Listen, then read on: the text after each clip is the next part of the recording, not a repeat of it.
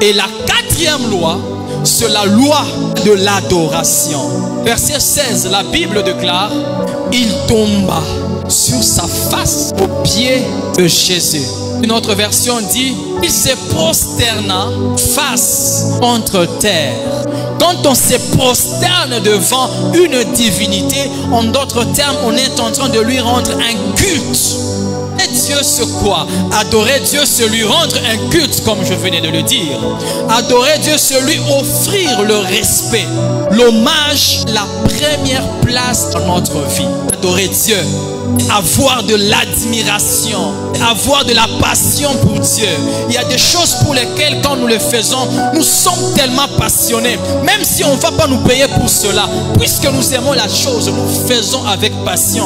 Aussi, une autre façon d'adorer Dieu, c'est d'être passionné de Dieu. C'est de la dévotion, c'est de la piété. La piété, c'est le respect qu'on a pour les choses saintes.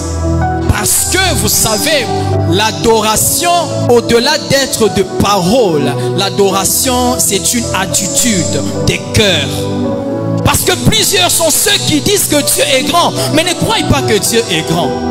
Plusieurs sont ceux qui disent que Dieu peut faire, mais dans leur cœur, ils ne croient pas. Ils limitent Dieu. Ils pensent que Dieu peut faire simplement telle chose et telle autre chose. Voilà pourquoi vous allez constater dans ma génération aujourd'hui, beaucoup de miracles sont contestés. Pourquoi? Parce qu'on pense que Dieu ne peut que donner du pain, ne peut que donner de l'eau. Quand on parle des choses grandes, et quand on te voit évoluer dans des dimensions élevées, directement, on attache ces choses au diable. Les gens peuvent dire que Dieu est grand, le proclamer.